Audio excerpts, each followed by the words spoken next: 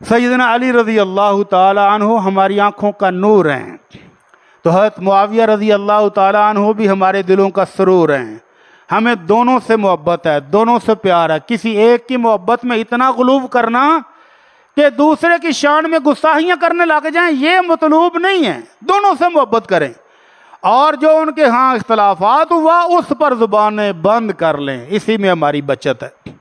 اگر آپ تحقیق کرنے لگ جائیں گے نا، بعض بندے تحقیق بڑی کر دیں، میں جی بڑیاں کتاباں پڑھیاں، جتنی کتابیں پڑھیں گے اتنا دماغ خراب ہوگا۔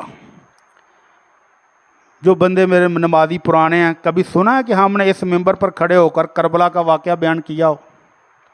20 سالوں میں کبھی بھی کربلا کا واقعہ آؤ جی میں تو انہوں داسنا کربلا کی ہوا ہے، تو اتنے بیٹھا ہو ہیں ویڈیو کیمرہ لا کے کہ کربلا چاہے ہو رہا ہے، تینوں کی پتہ کی ہوا ہے؟ اور جنہوں نے شہید کیا ظالموں نے، انہیں نے کتابوں لکھی ہیں بعد میں۔ کبھی بندہ اپنے خلاف گواہی دیتا ہے؟ جنہوں نے امام حسین رضی اللہ تعالیٰ عنہ کو ظالمانہ شہید کیا، انہوں نے بعد میں واقعے کی تفصیلات بھی لکھی، کبھی اپنے خلاف لکھیں گے؟ تو تم کربلا کے واقعات کہاں سے لاؤ گے سچے؟ اس لیے آج تک میں نے اس موضوع کو چھیڑا ہی نہیں ہے۔ ضرورت کیا ہے؟ ضرورت کیا ہے؟ کوئی ضرورت ہے؟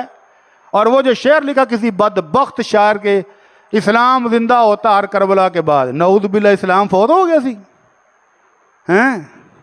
کربلا سے پہلے اسلام فوت ہو گیا تھا نعوذ باللہ، یا کربلا کے بعد دوبارہ زندہ ہوا ہے؟ انا للہ و انا الیہ راجعون۔ اسلام زندہ ہے، زندہ تھا اور قیامت تک زندہ رہے گا۔ آمنہ کے لال تاجدار مدینہ، دونوں جہانوں کے سردار جس دن دنیا سے تشریف لے گئے، اسلام اس دن بھی زندہ تھا۔ ابو بکر صدیق جس دن دنیا سے گئے، اسلام اس دن بھی زندہ تھا۔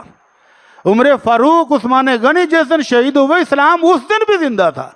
سید الشہداء حضرت حمزہ جس روز شہید ہوئے، اسلام اس دن بھی زندہ تھا اور قیامت تک زندہ رہے گا۔ ہستیاں آتی ہیں، اپنا وقت گزار کے چلی جاتی، اس لیے ایسے بکھیڑوں میں پڑھنے کی ضرورت نہیں ہے۔ سیدنا علی کے ساتھ محبت کریں، پیار کریں، کیونکہ وہ ہمارے ایمان کا حصہ ہیں، اور ان کے جو فضائل ہیں، وہ شان ہے، وہ بیان کریں، لیکن ان کی شان بیان کرتے کرتے کوئی تیر مخالف سمت پر نہ چلے جائیں۔